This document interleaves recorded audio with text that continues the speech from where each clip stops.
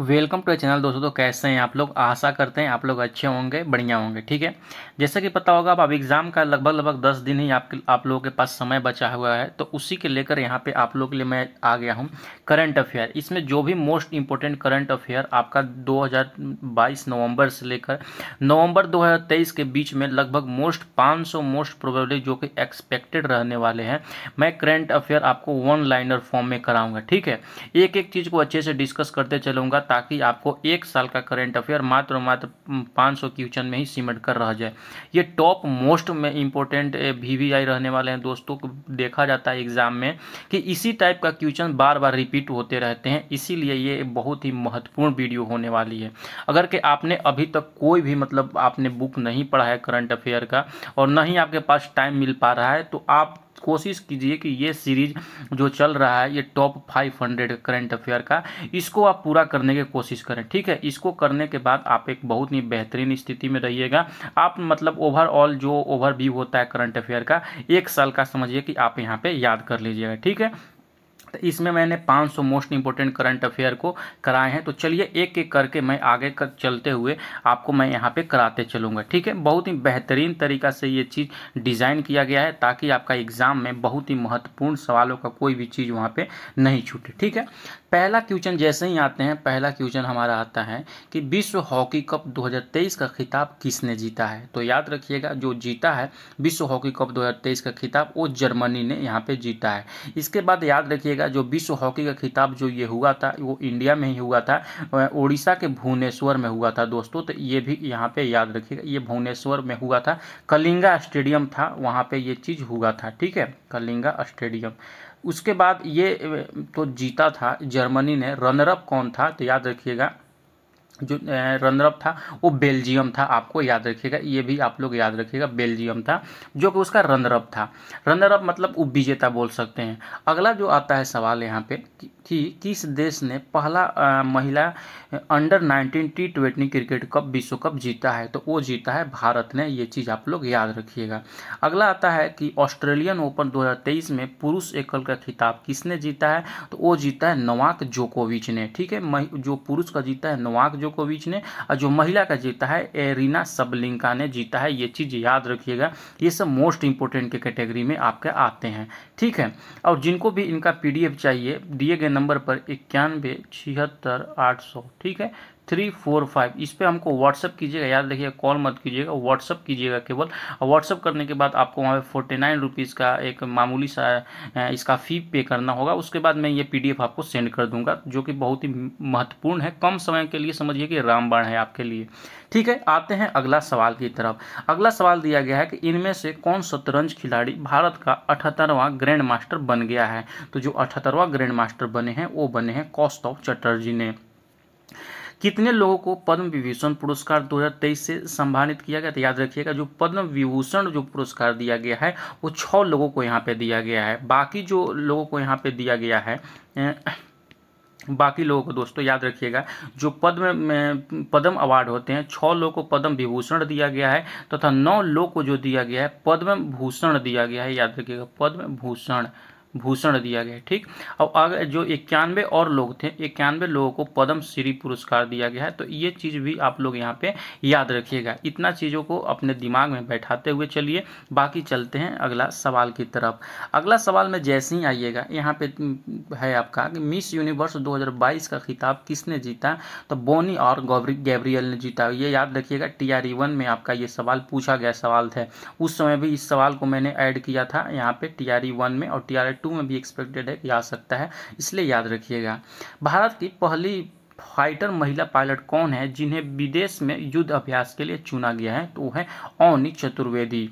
भारत का पहला पूरी तरह से डिजिटल बैंकिंग वाला राज्य कौन बन गया है। तो याद रखिएगा, वो राज्य बना है केरल। आपका यहाँ पे बिल्कुल राइट आंसर होता है।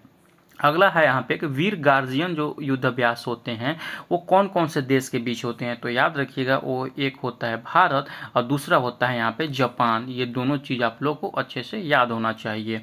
फिर जो नेक्स्ट सवाल है आपका महत्वपूर्ण सवाल है कि 17वां प्रवासी भारतीय सम्मेलन हुआ था वो कहाँ पे हुआ है। तो याद रखिएगा, ये जो हुआ है इंदौर में हुआ है। और आप कमेंट सेक्शन में ज़रूर बताइएगा कि भारतीय प्रवासी दिवस कब मनाया जाता है। इसका जो आयोजन हुआ था दोस्तों वो 8 से 10 जनवरी के बीच में हुआ था, ठीक है। अब ये कभी कभी पूछ लेता है कि इसका मोटो क्या था, मतलब इसका थीम क्या था। तो मोटो हमेशा याद रखिएगा, इसका जो मोटो था, प्रवासी अमृतकाल में भारत की प्रगति के लिए विश्वसनीय भागीदारी, जो मैंने बोला उसको आप लोग अच्छे से याद रखिएगा कि प्रवासी, यहाँ पे मतलब ऐसे आपका ऑप्शन में देगा, यहाँ पे लिख देगा प्रवासी और यहाँ पे, और फिर यहाँ पे आगे में लिखा रहेगा अमृतकाल में भारत की प्रगति के लिए विश्वसनीय भागीदारी, इसका यहाँ पे मोटो था, याद रखिएगा। नेक्स्ट सवाल है कि इमोइनु इरोप्पा महोत्सव किस राज्य में मनाया गया, तो वो मनाया गया मणिपुर में। भारत की पहली अंडर वाटर मेट्रो किस शहर में चालू किया जाएगा, तो वो चालू किया गया कोलकाता में।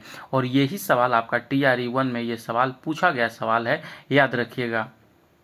TRE 1 में ये सवाल पूछा गया है, वहाँ पे ये पूछा गया था कि इनमें से पहली वाटर मेट्रो किस शहर में चालू किया जाएगा, और ऑप्शन में कोलकाता नहीं था, जो कि ऑप्शन आपको इनमें से कोई नहीं, ऑप्शन नंबर डी को यहाँ पे चुनना था, ठीक है। तो ये चीज़ भी आप लोग याद रखिएगा। फिर आता है नेक्स्ट सवाल। नेक्स्ट सवाल दिया गया है कि किस राज्य में सियोम पुल के उद्घाटन किया गया। तो जो ये सियोम पुल का उद्घाटन किया गया है वो अरुणाचल प्रदेश में किया गया है, और अरुणाचल प्रदेश के ही सियोम नदी में ये किया गया है, तो ये भी याद रखिएगा। इसका जो मतलब उद्घाटन किए थे राजनाथ सिंह ने किए थे।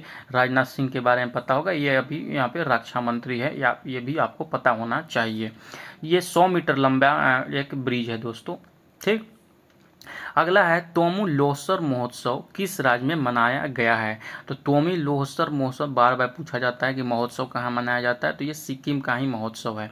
संविधान पार्क किस राज्य में स्थापित किया गया, तो याद रखिएगा ये जो संविधान पार्क स्थापित किया गया है वो राजस्थान में यहाँ पे पार्क किया गया है। हाल ही में किस राज्य में 120 फीट ऊंची एक पोलो खिलाड़ी की प्रतिमा का अनावरण किया गया है, तो ये मणिपुर में किया गया है। और जो अभी भारत के गृह मंत्री हैं अमित शाह जी के द्वारा ये वहाँ पे अनावरण किया गया है, ठीक है। तो अगला आते हैं अगला सवाल की तरफ। अगला सवाल में जैसे ही आइएगा तो अगला सवाल यहाँ पे दिया गया है कि जनवरी 2023 में जल्लीकट्टू नामक त्यौहार किस राज्य में मनाया गया है। तो जो जल्लीकट्टू जो त्यौहार होता है ये तमिलनाडु मनाया जाता है। ये जो जल्लीकट्टू त्यौहार होता है वो पोंगल के समय में होता है। आपसे ये भी सवाल पूछ लेगा कि जो पोंगल त्यौहार होता है वो किस राज्य में होता है, तो याद रखिएगा ये भी तमिलनाडु में ही होता है। और पोंगल समय जो नॉर्थ इंडिया में आप लोग का जो मकर संक्रांति का दिन होता है लगभग 14 जनवरी के आसपास, उसी समय ये भी मनाया जाता है पोंगल। उसी समय ये जल्लीकट्टू होता है, इसमें दो सांडों को लड़ाया जाता है। इसी तरीका का मतलब ये जल्लीकट्टू एक त्यौहार है। अगला सवाल आता है कि राष्ट्रीय मतदाता दिवस कब मनाया गया है। वो मनाया गया 25 जनवरी को। हाल ही में राष्ट्रीय पर्यटन दिवस 2023 किस राज्य में मनाया गया, वो मनाया गया तेलंगाना में। यहाँ पे याद रखिएगा ये जो दिया गया है यहाँ पे गलत टाइपिंग है, राष्ट्रीय पर्यटन कीजिए इसको, पर्यटन, ठीक है। तो ये समझ लीजिएगा यहाँ पे लिखा गया है राष्ट्रीय पर्यटन दिवस। अगला आता है कि आंध्र प्रदेश राज्य के लिए, ठीक है, नई राजधानी का नाम क्या है। तो आंध्र प्रदेश की जो नई राजधानी होने वाली है वो अपना चेंज होकर करेगा विशाखापट्टनम में। वर्तमान में राजधानी कहाँ पे है, कमेंट सेक्शन में जरूर बताइएगा। और एक और सवाल आप बताते चलिएगा कि आंध्र प्रदेश से तेलंगाना कब अलग हुआ था। ये दो आपका यहाँ पे होमवर्क है, आप बिना कमेंट किए हुए आगे मत बढ़िएगा। अगला सवाल यहाँ पे देखिए आता है। अगला जो दिया गया है कि विश्व आर्थिक मंच शिखर सम्मेलन 2023 की थीम क्या थी। तो जो 2023 का शिखर सम्मेलन हुआ, याद रखिएगा वो हुआ था दावोस में। दावोस कहाँ पे है, तो दावोस है स्विट्जरलैंड में, ये भी याद करते चलिएगा। इसका जो थीम था कॉपरेशन इन फ्रेगमेंटेड वर्ल्ड, इसका मतलब थीम था। अगला आता है कि राष्ट्रीय मतदाता दिवस कब मनाया गया, तो अभी बताएं 25 जनवरी को। और राष्ट्रीय पर्यटन दिवस 2023 का किस राज्य में मनाया गया, वो मनाया गया तेलंगाना। तेलंगाना भारत का कब राज्य बना, आप जरूर से जरूर कमेंट सेक्शन में बताइएगा, मैं लास्ट में बताते चलूंगा या कमेंट में पिन कर दूंगा इसको। अगला आता है कि गोल्डन ग्लोब अवार्ड 2023 में किसे बेस्ट टेलीविजन ड्रामा सीरीज का अवार्ड दिया गया है। तो वो जो दिया गया हाउस ऑफ ड्रैगन को दिया गया है, आप लोग भूलिएगा नहीं। इनमें से किसे भारतीय पुरुष हॉकी टीम का मुख्य कोच नियुक्त किया गया है, तो क्रेग फुलटन जी को यहाँ पे हॉकी टीम का कोच नियुक्त किया गया है। काला घोड़ा महोत्सव 2023 का आयोजन कहाँ किया गया? तो काला घोड़ा जो महोत्सव होता है दोस्तों, वो याद रखिएगा मुंबई में ही होता है, हर साल ये चीज़ होता है वहाँ पे। ठीक है, अगला सवाल की तरफ बढ़ेंगे तो आगे बढ़ने से पहले दोस्तों मैं आप लोगों को बताना चाहूंगा कि जो भी लोग आने वाले शिक्षक बहाली का तैयारी कर रहे हैं 6 to 8 और 9 to 10 के लिए, उनके लिए मैं एक बहुत ही बेहतरीन सिलेक्शन किट लेकर आ गया हूं, जो कि आपका एग्जाम को क्रैक कराने का साहस रखता है। इसमें इस कंटेंट को बनाने से पहले मैंने बहुत ही रिसर्च किए हैं। जो पिछले आपका एग्जाम हुआ है, बीपीएससी का जो भी एग्जाम हुआ है, उसी के आधारित पर मैंने ये बनाए हैं।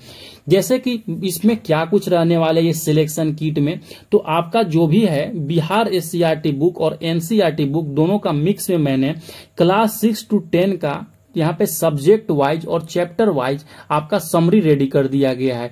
जो आप यहाँ पे ये जो समरी देख रहे हैं इसी का एक हिस्सा है।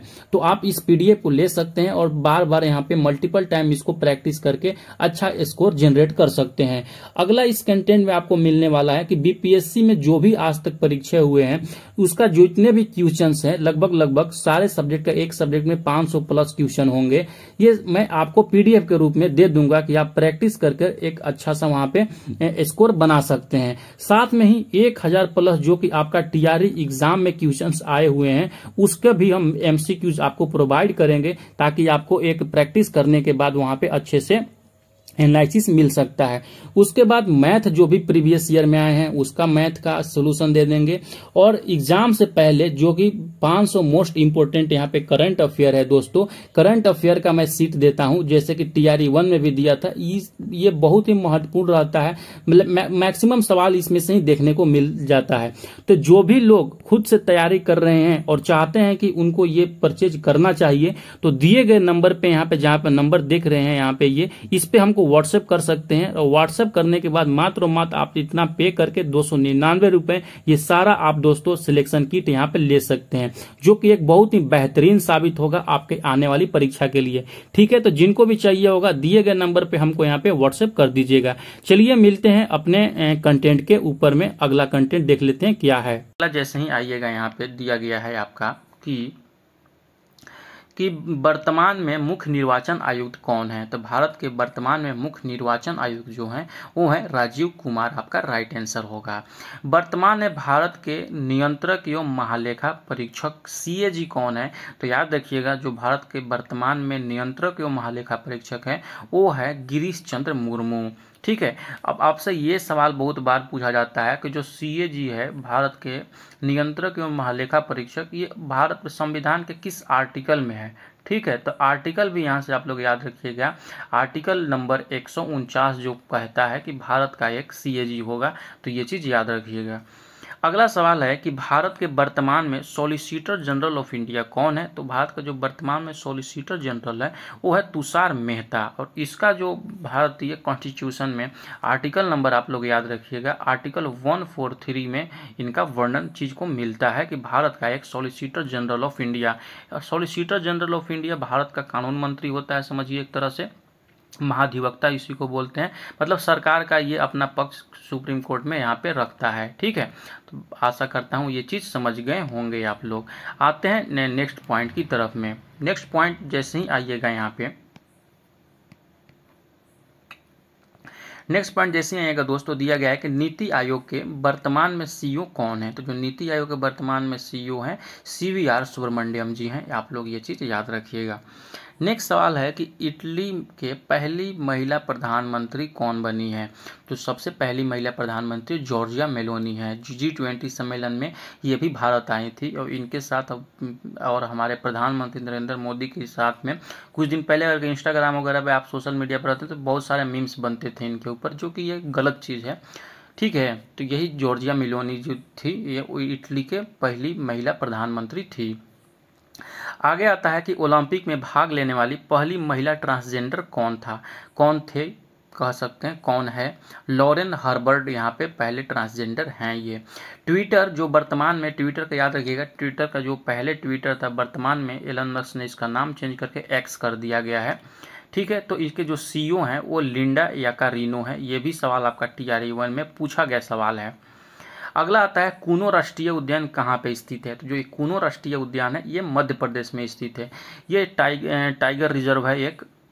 ये इसलिए भी महत्वपूर्ण हो जाता है दोस्तों, ये कुछ दिन पहले ही जो नामीबिया से चीता आया था तो इसी मतलब अभ्यारण्य में रखा गया था, तो वही यहाँ पे इसीलिए ये इम्पोर्टेंट हो जाता है कि कूनो राष्ट्रीय उद्यान ये बहुत ही चर्चा में था उस समय आपका न्यूज में। तो हो सकता है सवाल आपसे पूछा जाए।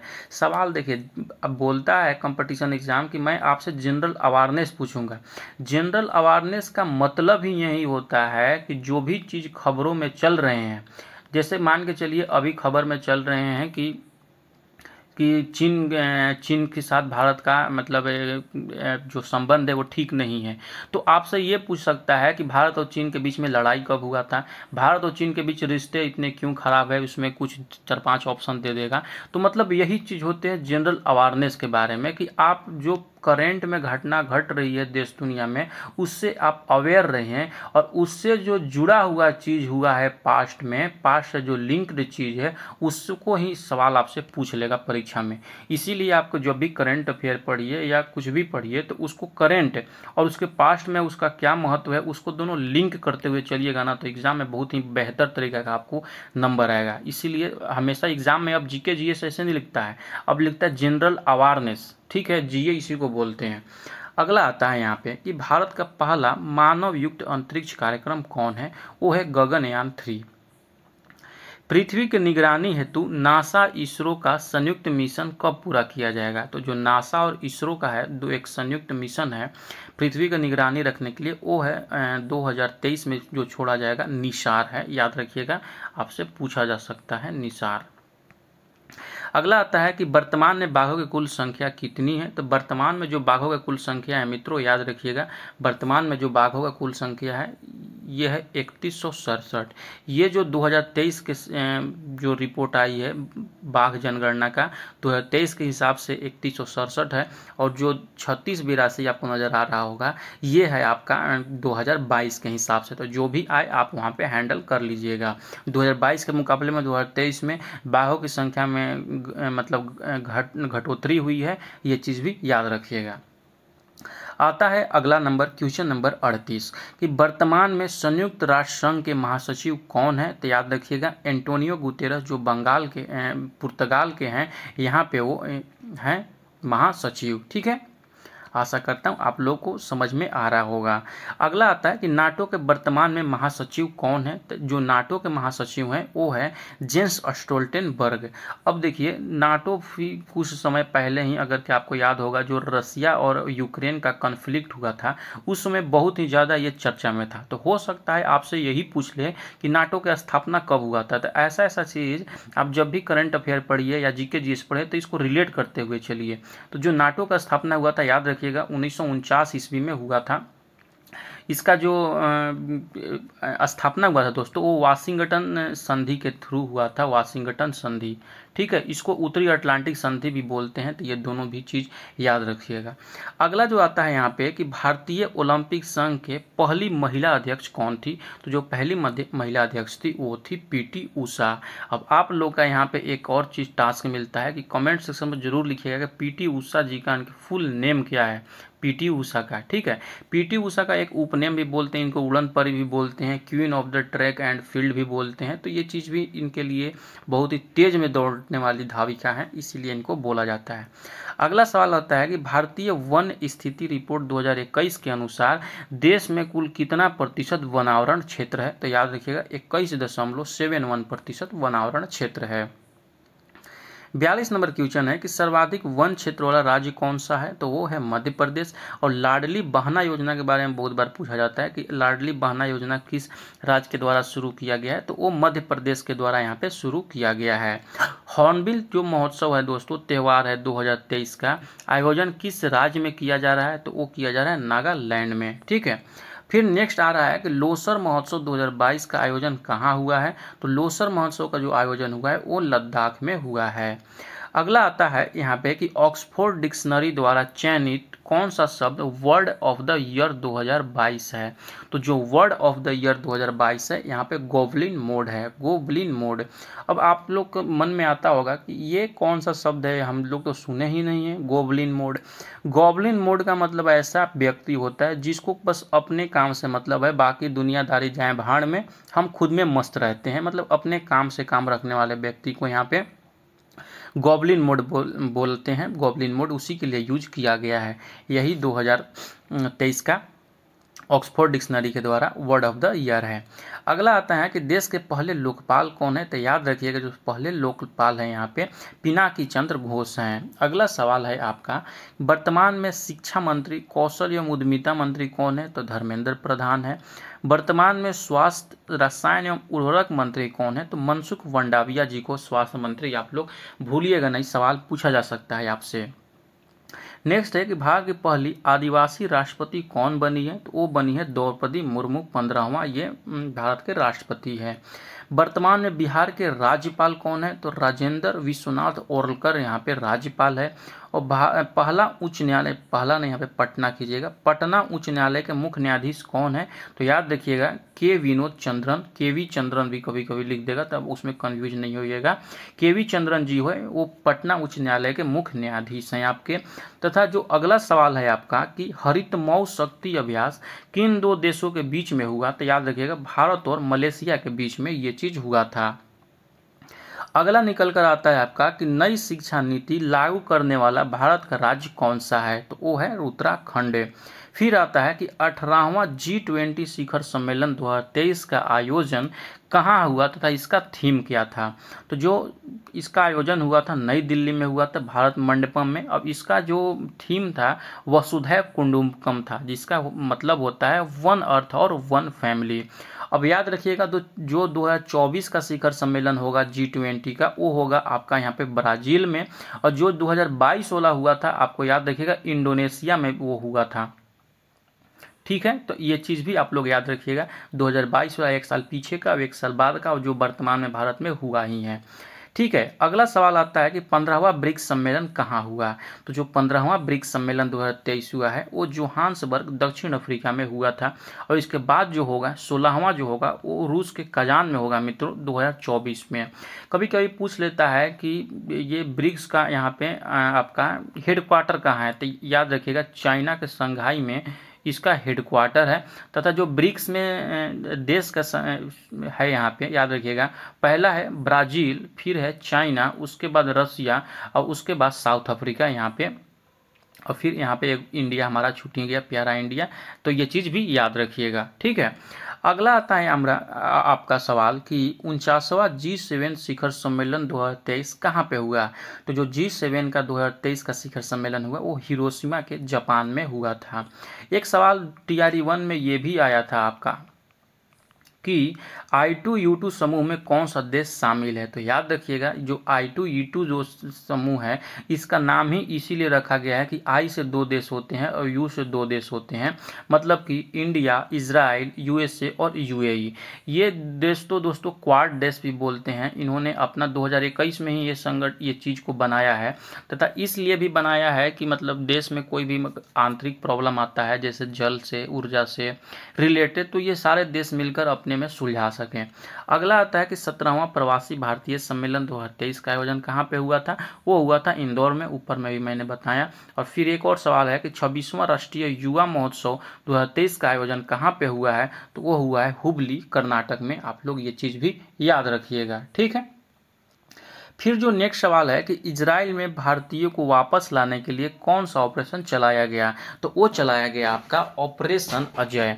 आपको पता होगा कि जो इजराइल और हमास के बीच में है जो टेंशन चल रहे थे उसमें बहुत सारे भारतीय वहाँ पे फंसे हुए थे, तो उन्हीं को लाने के लिए भारत सरकार द्वारा ऑपरेशन अजय चलाया गया था।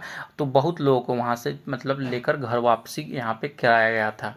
अगला आता है यहाँ पे कि ग्लोबल हंगर इंडेक्स 2023 में भारत का कौन सा स्थान है? तो वो है 111वां, ये चीज़ याद रखिएगा। और नेक्स्ट है वैश्विक नवाचार सूचकांक में भारत का रैंक कौन सा है, तो 40वां यहाँ पे है। देखिए रैंक जब आप याद कीजिएगा तो बहुत सारा रैंक मिलेंगे, कम से कम 30-40 रैंक मिल जाएंगे, लेकिन आपको वही रैंक हम बता रहे हैं कि जो कि फ्रिक्वेंट एग्जाम में पूछा जाता है, शायद यही मतलब ट्रेंड रहता है एग्जामिनर का। नहीं तो रैंक देखने के लिए चलिएगा तो बहुत सारा रैंक आ जाएगा, तो उसको उतना हम बता नहीं रहे हैं, जो जो मोस्ट इम्पोर्टेंट है, और हो सकता है कि आपका एग्जामिनर पूछ दे, इसीलिए मैं वही सब बता रहा हूँ। अगला आता है कि हेनले पासपोर्ट इंडेक्स में भारत का स्थान कौन सा है, तो याद रखिएगा वो है 80वां। और फिर आता है प्रेस स्वतंत्रता सूचकांक में भारत का स्थान कौन सा है, तो वो होगा 161वां स्थान है। ये सब 2021 जो लेटेस्ट डाटा है, देखिए कुछ इसमें से डाटा 2022 के होंगे और कुछ 2023 के होंगे, तो जो 2023 के होंगे तो उसमें लिख दिया गया है कि 2023 का है, और जो नहीं लिखा है 2022 का है, यानी कि समझिए कि अभी तक 2023 में इसका डाटा पब्लिश नहीं हुआ है, इसका मतलब ये हुआ। अगला आता है कि जलवायु परिवर्तन प्रदर्शन सूचकांक 2023 में भारत का कौन सा स्थान है, तो वो है 8वां स्थान। और अंतर्राष्ट्रीय बौद्धिक संपदा में 2023 में कौन सा स्थान है, तो वो है 42वां स्थान। ठीक है, तो ये खुशहाली वाला खास करके याद रखिएगा, और प्रेस वाला, ये दोनों बहुत बार पूछा जाता है। 161 जो है आपका प्रेस का है, और जो हैप्पीनेस इंडेक्स में है 126वां यहाँ पे स्थान है। फिर आता है कि मानव विकास सूचकांक 2023 में भारत का स्थान कौन सा है ह्यूमन डेवलपमेंट में, तो वो है 132 नंबर का। और करप्शन में जो है भारत का 2021 के अनुसार भारत का स्थान कौन सा है, तो वो है 85वां स्थान। ये 2000 बहुत सालों से चलते आ रहा है 85 स्थान पर ही। अगला है सवाल आपका कि भारत ने कब तक नेट जीरो कार्बन उत्सर्जन का लक्ष्य रखा है, 2070 तक। नेट जीरो कार्बन मतलब 2070 तक दोस्तों भारत में कार्बन डाइऑक्साइड यानी कि कार्बन के रिलेटेड जो भी यहाँ पे निकलता है, जो कि मानव बॉडी के लिए और इन्वायरमेंट के लिए बहुत ही खतरनाक है, उसको 2070 तक बिल्कुल ही खत्म करने का लक्ष्य रखा गया है। ठीक है, और अगला आता है, अगला सवाल यहाँ पर 72 नंबर क्वेश्चन कि प्रधानमंत्री मुद्रा योजना की शुरुआत कब हुई, तो याद रखिएगा ये जो प्रधानमंत्री मुद्रा योजना की शुरुआत हुआ था अप्रैल 2015 में हुआ था। जो मुद्रा का फुल फॉर्म कभी कभी पूछ लेता है, तो याद रखिएगा micro units developments and refinance agency इसका फुल फॉर्म होता है। ठीक है, अगला सवाल आता है कि बिहार में हर घर गंगा जल योजना की शुरुआत कब तक किया गया है, तो आप लोग याद रखिएगा 2051 तक, मतलब यहाँ पे बताया गया है, टारगेट किया गया है कि बिहार में जो भी घर है सब घर में यहाँ पे गंगा जल भेज दिया जाएगा। 2051 तक ये लक्ष्य रखा गया है। बहुत सारे लोग तो रिटायरमेंट के एज तक पहुँच जाएंगे 2051 तक। ठीक है, अगर कभी नौकरी लगी तो। आते हैं अगला सवाल की तरफ कि चैट जीपीटी में जीपीटी का फुल फॉर्म क्या होता है। ये भी सवाल आपका TRE 1 में ये सवाल पूछा गया था। ठीक है, तो याद रखिएगा, तो चैट जीपीटी में जीपीटी का फॉर्म होता है जेनरेटिव प्री ट्रेन ट्रांसफॉर्मर होता है। ठीक है, चैट जीपीटी दोस्तों फिलहाल में बहुत ही ज़्यादा यहाँ पे मतलब खबरों में रहा है, तो इसीलिए इसका याद रखिएगा। इसका जो कंपनी ये जो मतलब बनाया है वो ओपन AI के द्वारा बनाया गया है, मतलब आर्टिफिशियल इंटेलिजेंस एक कंपनी है उनके द्वारा ये बनाया गया है। और फिलहाल में जो इस कंपनी के CEO हैं, याद रखिएगा मीरा मुराती इसका CEO है। इस कंपनी में जो एलन मस्क का कंपनी है SpaceX, वो भी इनके शेयर में है, यानी कि वो भी इसके मालिकाना में है। याद रखिएगा ये चीज़ को। ठीक है, आते हैं अगला सवाल की तरफ, क्वेश्चन नंबर 75 की तरफ। क्वेश्चन नंबर 75 में जैसे ही आइएगा आपको यहाँ पे दिया गया है कि अपनी इंटरनेट सेवा वाला पहला राज्य कौन बन गया है, तो वो जो बन गया है वो बना है केरल आपका। अर्जुन पुरस्कार 2022 कुल कितने व्यक्तियों को दिया गया है, तो वो दिया गया 25 व्यक्तियों को। तथा नोबेल पुरस्कार 2022 साहित्य के क्षेत्र में किसे दिया गया, तो देखिए 22 नहीं, यहाँ पे 23 कीजिएगा। तो जो नोबेल पुरस्कार 2023 दिया गया है दोस्तों, वो साहित्य के क्षेत्र में जो दिया गया है जॉन ओलाव फॉस को दिया गया है, तथा अर्थशास्त्र में क्लाउडिया गोलिन को दिया गया है। और वही शांति के क्षेत्र में, पीस के क्षेत्र में अगर देखिएगा नरगिस मोहम्मदी को दिया गया है। ये देखिए करेंट है, मोस्ट इम्पोर्टेंट है, बहुत सारे एग्जाम में पूछा जाता है, इसीलिए आपको ये जो हम 3-4 बताए हैं नोबेल प्राइज, इसको कम से कम आप लोग गो थ्रू अपने से अकॉर्डिंग इसको जरूर से जरूर याद कर लीजिएगा, ठीक है। अगला आता है कि हिंदी का साहित्य अकादमी पुरस्कार 2022 किसे दिया गया, तो वो दिया गया बद्री नारायण को, ठीक है। और जो इंग्लिश का दिया गया है वो दिया गया अरुंधति रॉय को दिया गया है, all the lives we never lived, ये उनका बुक्स का नाम है, ठीक है। 79 नंबर क्वेश्चन में आइएगा तो है कि मिस अर्थ 2023 का खिताब किसने जीता, तो वो जो जीता है मिस अर्थ 2023 का प्रियान सेन ने, जो कि राजस्थान की है, ने जीते हैं, ठीक है। अगला सवाल की तरफ आते हैं। अगला सवाल में जैसे ही आइएगा कि फेमिना मिस इंडिया 2023 का खिताब किसने जीता है, तो नंदिता गुप्ता, ये जो राजस्थान की है, इन्होंने ये चीज़ जीता है, ठीक है। 65वां रेमन मैग्सेसे पुरस्कार 2023 किसे मिला है, तो वो डॉक्टर रवि कन्नन आर को मिला है। ये कैंसर, असम में दोस्तों कैंसर के उपचार में बहुत ही मदद किए थे, तो उसी को देखते हुए रेमन मैग्सेसे पुरस्कार इनको मिला गया है। रेमन मैग्सेसे पुरस्कार का शुरुआत याद रखिएगा 1957 ईस्वी से हुआ है। तो ये जो दिया जाता है फिलीपींस के तीसरे जो राष्ट्रपति थे उनके याद में दिया जाता है, और इसको एशिया का नोबेल पुरस्कार भी बोला जाता है। तो ये चीज़ भी याद रखिएगा, 3-4 जो मैंने पॉइंट बताएं। अगला पॉइंट सवाल आ रहा है निकल के यहाँ पे कि 69वां राष्ट्रीय फिल्म पुरस्कार में बेस्ट हिंदी फिल्म का अवार्ड किसे दिया गया है, तो सरकार उद्यम को ये मिला है बेस्ट हिंदी फिल्म का अवार्ड। सरदार उद्यम था वहाँ पे, उद्यम नहीं, उद्यम कर लीजिएगा इसको, ठीक है। आते हैं अगला सवाल की तरफ। 95वां ऑस्कर पुरस्कार 2023 में सर्वश्रेष्ठ फिल्म का अवार्ड किसे मिला, तो जो 95 जो यहाँ पे ऑस्कर अवार्ड जो दिया गया था मित्रों, तो वो जो मिला है याद रखिएगा, वो फिल्म का नाम है everything everywhere all at once. Grammy award जो कि मतलब गाने बजाने के क्षेत्र में दिया जाता है, सिंगिंग के क्षेत्र में दिया जाता है, उसमें best album of the year किसे चुना गया है, द हैरी ऑस को चुना गया है। ये एल्बम का नाम है जो कि हैरी स्टाइल्स है, यहाँ पे याद रखिएगा। ऊपर में ही जैसे कि मैंने बताया कि जो पद्म विभूषण पुरस्कार है वो 6 लोगों को दिया गया है, पद्म भूषण 9 लोगों को दिया गया, और पद्म श्री यहाँ पे 91 लोगों को आपका दिया गया है। फिर आता है आपका 68वां फिल्म फेयर में बेस्ट फिल्म का पुरस्कार किसने जीता है, तो जो ये जीते हैं गंगूबाई काठियावाड़, ये फिल्म का नाम है, उसको दिया गया है 68वां विश्व बेस्ट फिल्म फेयर अवार्ड, ठीक है। और जो सबसे अच्छा निर्देशक थे संजय लीला भंसाली को मिला है। सर्वश्रेष्ठ अभिनेता जो थे राजकुमार राव को, और सर्वश्रेष्ठ अभिनेत्री जो हैं वो है आलिया भट्ट, वही गंगूबाई काठियावाड़ की ये एक्टिंग के लिए मिला है इनको। आता है फिर नेक्स्ट सवाल आपका 87 नंबर क्वेश्चन कि सर्वश्रेष्ठ फीफा पुरुष खिलाड़ी 2022 किसे चुना गया, वो लियोनेल मेसी को चुना गया, अर्जेंटीना के जो हैं, और जो महिला में चुना गया है वो एलेक्सिया पुटेलस को चुना गया है, जो कि स्पेन की है। ये चीज़ याद रखिएगा। आता है अगला सवाल की तरफ। अगला सवाल जो दिया गया है कि ज्ञानपीठ पुरस्कार 2021 किसे दिया गया है, तो दामोदर मौजो को दिया गया है। देखिए 2021 इसलिए लिखा गया है कि 2021 के बाद अभी इसका घोषणा नहीं हुआ है, तो इसीलिए सवाल पूछेगा तो 2021 वाला ही पूछेगा ज्ञानपीठ पुरस्कार से, और जब ये सवाल पूछ देगा तो लोग हल्ला करेंगे कि 2021 का भी जीके जीएस पूछ रहा है। ऐसा कुछ नहीं है, उसको अभी तक में मतलब करेंट में कोई भी अवार्ड नहीं मिला है उसका, इसलिए लास्ट वाला जो भी अवार्ड होता है वही पूछा जाता है। तो 2021 में जो मिला था ज्ञानपीठ पुरस्कार दामोदर मौजो को मिला था। यह एक कोंकणी उपन्यासकार है, याद रखिएगा। अगला जो सवाल है कि 32वां व्यास सम्मान 2022 किसे दिया गया, वो दिया गया ज्ञान चतुर्वेदी जी को। पागलखाना इनका कृति है हिंदी में जो कि लिखा गया है। दादा साहेब फाल्के पुरस्कार 2020 किसे दिया गया है, तो वो दिया गया है आशा पारेख को। उसके बाद आता है कि Dada Saheb Phalke international film fair award 2023 में बेस्ट फिल्म का अवार्ड किसे दिया गया, तो जो बेस्ट फिल्म का अवार्ड दिया गया है वो दिया गया है द कश्मीर फाइल्स को। सर्वश्रेष्ठ अभिनेता कौन है दोस्तों, इसमें मतलब Dada Saheb international film fair award में ही जो सर्वश्रेष्ठ जो अभिनेता हैं वो रणवीर कपूर जी हैं, और सर्वश्रेष्ठ अभिनेत्री जी हैं वो हैं आलिया भट्ट हैं।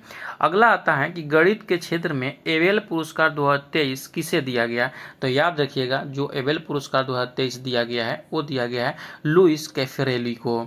साहित्य के क्षेत्र में बुकर पुरस्कार 2022 किसे दिया गया है? सिहान करुणा तालिका को दिया गया है साहित्य के क्षेत्र में बुकर पुरस्कार। ये सवाल TRE 1 में पूछा गया सवाल है, याद रखिएगा। और ये भी सवाल जो दिया गया है, अंतर्राष्ट्रीय बुकर पुरस्कार 2023 किसे दिया गया है?